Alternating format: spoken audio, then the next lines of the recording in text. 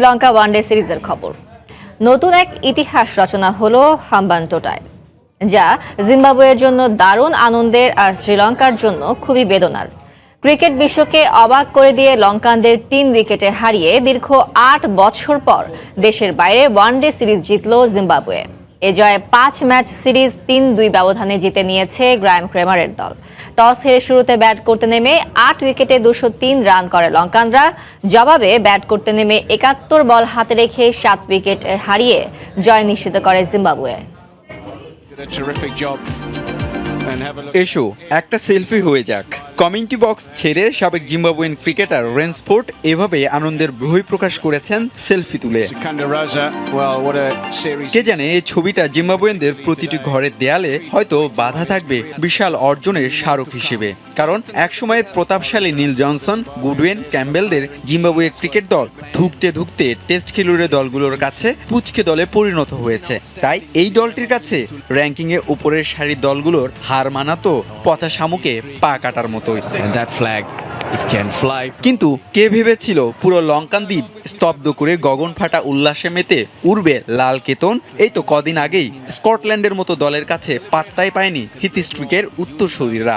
কিন্তু সেই দলটি কিনা ইতিহাস সৃষ্টি করে ওয়ানডে সিরিজ জিতে পুরো লঙ্কায় লঙ্কা কাণ্ড ঘটালো।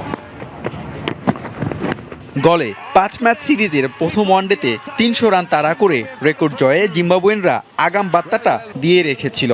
সেই ধারায় 2-2 সিরিজের সমতা আনায় হাম্বানটোটায় সিরিজ নির্ধারণী শেষ ম্যাচে ক্রিকেট বিশ্বেরও আলাদা দৃষ্টি ছিল। এমন ম্যাচে স্কোর কার্ড নিয়ে ভাবে কজন? ইতিহাস গড়ার এদিনে টস জিতে লঙ্কানদের ব্যাটিংয়ে পাঠিয়ে প্রতিপক্ষকে 203 রানে আটকে ফেলে জিম্বাবুয়ে। শ্রীলঙ্কার মাটিতে যেখানে 300-র অধিক রান তাড়া করে জয়ের রেকর্ড, সেখানে 204 রানের মামুলি টার্গেটে প্রতিপক্ষকে বাগে পেয়ে সুবর্ণ সুযোগ হেলায় হারায়নি মাসাকাজ্জা, সুলাইমান মীর, সেকান্দার রাজারা। তাই তো 8 বছর পর দ্বিপাক্ষিক সিরিজ জয় আর 2001 সালের সর্বশেষ বাংলাদেশের পর কোনো টেস্ট খেলুড়ে দলের বিপক্ষে ওয়ানডে সিরিজ জিতল তারুণ্য নির্ভর জিম্বাবুয়ে ক্রিকেট দল।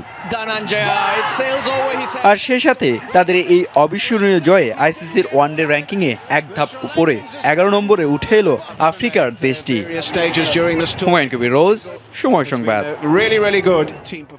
তাড়াহুড়ো নয়, বরং আরও সময় নিয়ে জাতীয় দলের কোচের নাম ঘোষণা করতে চায় ভারতীয় ক্রিকেট বোর্ড বিসিসিআই।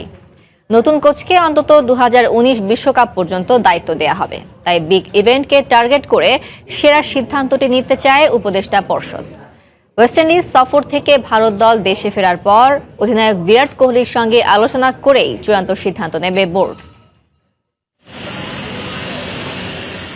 মাঠ ও মাঠের বাইরে দলটি সবচেয়ে আলোচিত বলেই কিনা তাদের কোচ নিয়োগের বিষয়টি নিয়ে সরগরম বিশ্ব গণমাধ্যম।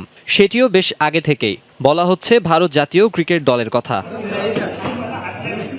মেয়াদ শেষ হলেও ওয়েস্ট ইন্ডিজ সফরে অনিল কুম্বলেকে থেকে যাওয়ার অনুরোধ করেছিল ভারতীয় ক্রিকেট বোর্ড বিসিসিআই। যদিও টিম ইন্ডিয়ার সঙ্গে বিমানে ওঠেননি তিনি।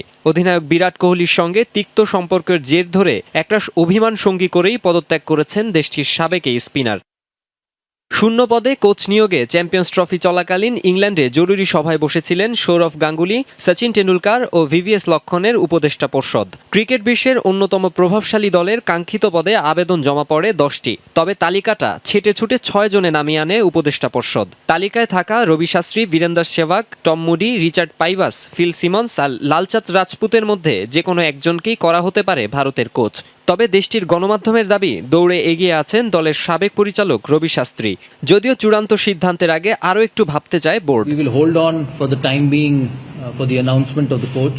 আমরা আরেকটু সময় নিতে চাই, কারণ গুরুত্বপূর্ণ এই সিদ্ধান্ত নিতে তাড়াহুড়োর কোনো দরকার আছে বলে মনে হয় না। মূলত আমরা অধিনায়ক বিরাট কোহলির সঙ্গে আলোচনা করতে চাই। সে আগে দেশে ফিরুক, তার সঙ্গে বসবো আমরা। ওয়েস্ট ইন্ডিজ সফর থেকে ফিরেই সপ্তাহ খানেকের মধ্যে শ্রীলঙ্কা সফরে যাবে টিম ইন্ডিয়া। সিদ্ধান্ত না হয় লঙ্কানদের বিপক্ষেও কোচ ছাড়াই খেলতে হবে কোহলিদের। তবে নতুন কোচ যিনিই হন না কেন, আপাতত 2019 বিশ্বকাপ পর্যন্ত তাকে রাখার পরিকল্পনা আছে বিসিসিআই এর। মাকসুম আলম খান, সময় সংবাদ।